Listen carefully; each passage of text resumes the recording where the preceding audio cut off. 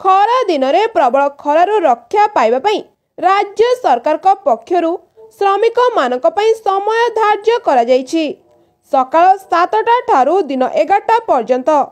जदि अधिकरु अधिक जरूरी कालीन कार्य थिबो श्रमिक माने छाईरे कार्य करबा सहित सेमानंकर जेपरि कोनोसी असुविधा न हुए सेति प्रति दृष्टि देबाकू राज्य सरकार को तरफरु गाइडलाइन करा जायछि।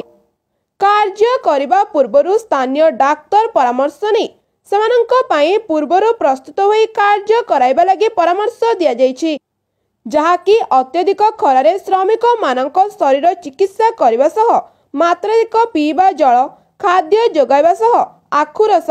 काकुड़ी ओदा गामुछा जोगाई कामरे लगाई पारिबे सरकारी कर्मचारी और ठिका संस्था।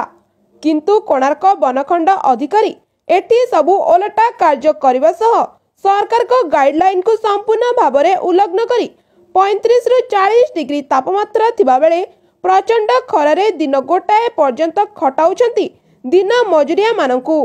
जहाँकि प्रबल ग्रीष्म उत्तापरे निजर परिवारर अभाव और निज पिलांक मुहरे दाना जोगाइबाकू बाध्य होई कार्य करुछंती दिन मजुरिया माने।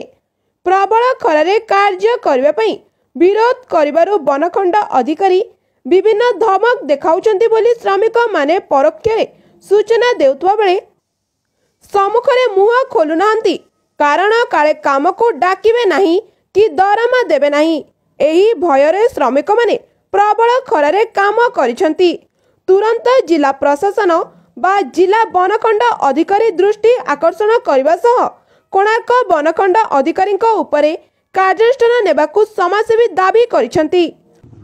देखो ये सारा ओडिशा रे ग्रीष्म प्रभाव जारी रही एवं तापाई सरकार का नुआ गाइडलाइन आसी जे एप्रिल और मे भितर आमे दिन 11 रु 3टा पर्यंत काम करिया नाही बा श्रमिक मानकू काम नियुक्त करिया नाही। यार गोटे मुख्य कथा हूँ कौन ना आमर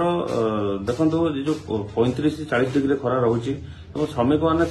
भरण पोषण काम करेंगे एवं किंतु श्रमिक मान जो मैंने कम नियोजित कराउछंती जो अधिकारी माने जो ऑफिसर माने से बुझा दरकार जे सेमाने सरकारी कर्मचारी एवं सरकारी गाइडलाइन मानिबा पई सेमानकु अनुरोध करा जाउछि। तेणुकर से क्षांत रुहतु ये जो 11टा रु 3टा भितर श्रमिक मानक नियोजित नकरी से श्रमिक मान सुरक्षा हो कारण श्रम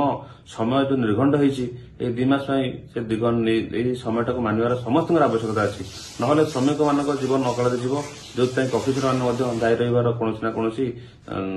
सरकार नियम रही। तेणुक आम अनुरोध रोचे अधिकारी को दयाकोरी यह समय भितर श्रमिक मान कम लगातु ना से निर्देश दिंतु अनुरोध करूँ जे से पूर्व आसतु एवं पर आसी कम करूँ जहाँफल कि जीवन सुरक्षित रहा संगे आम जो कम करुच्ची बाधाविघ्न हेबा नाही।